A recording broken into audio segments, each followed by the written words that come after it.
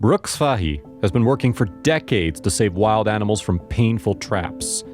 And while he has seen hundreds of sad cases, there's one coyote he'll never forget.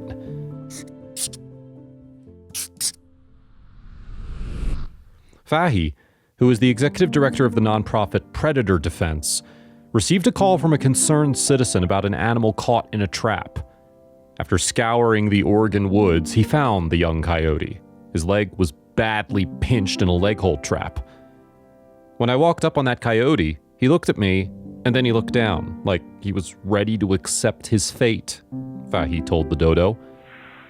Animals caught in traps can wait days before they're found and killed, sometimes for their meat or fur, other times just for recreation. Some animals caught in traps try to gnaw off their own limbs out of desperation. Traps are notoriously non-selective, whether it's an M44, a neck snare, a leg hold trap. Any animal that comes along could get caught, Fahy said. Endangered species, and even people's beloved dogs can be injured or even killed because of indiscriminate traps. The trap was set out by Wildlife Services, a branch of the USDA that kills tens of thousands of coyotes each year by trapping, shooting, snaring, and poisoning them. The coyote Fahy found seemed to be determined to stay alive.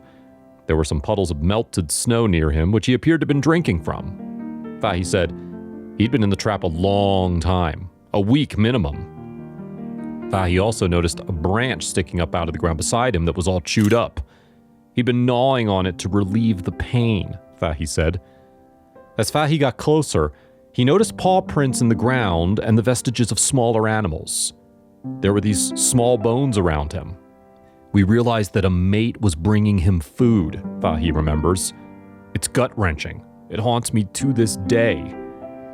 Fahy did everything he could to save the 2-year-old coyote's life. Except for his terrible injury, he appeared healthy. He was in his prime, Fahy said. But the coyote's foot was completely ruined.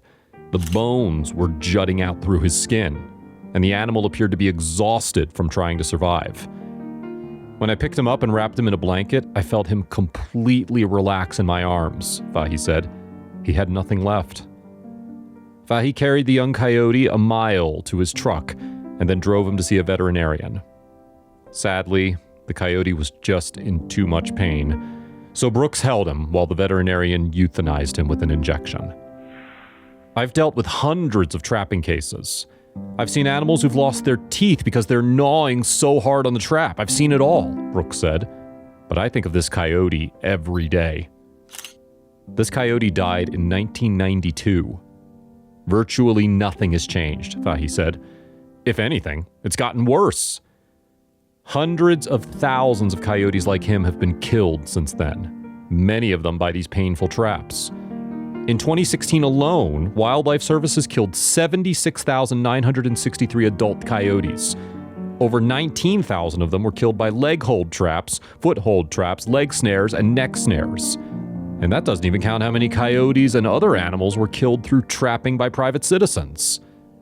The brutality of these traps cannot be overstated, Adam M. Roberts, CEO of Born Free USA, said in a statement. Steel-jawed leg hold traps and conibear traps slammed shut with bone-crushing force, causing massive injury and trauma.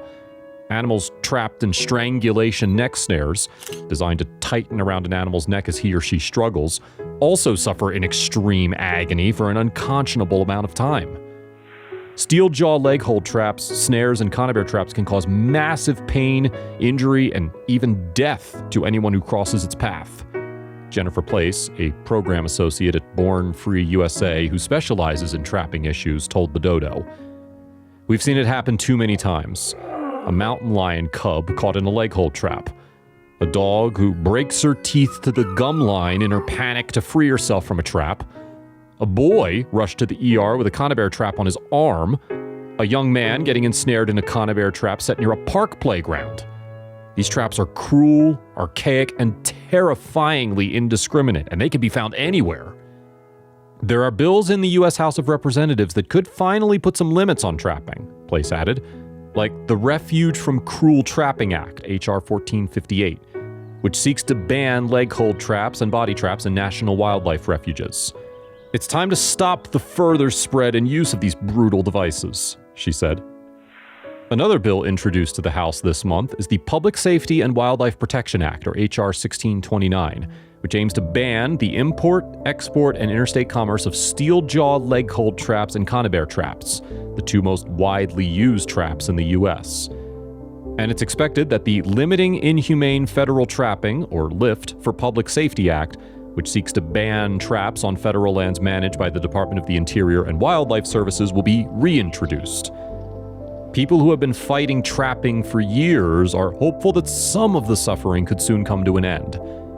But the public needs to know about what's going on and to speak up for these animals.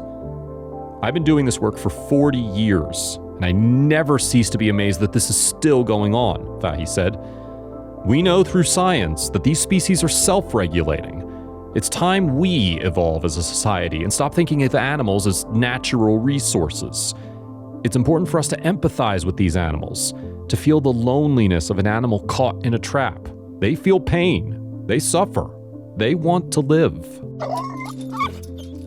If you liked the video, please give it a thumbs up and consider sharing it with your friends and family. Thanks again, and we'll see you in the next one.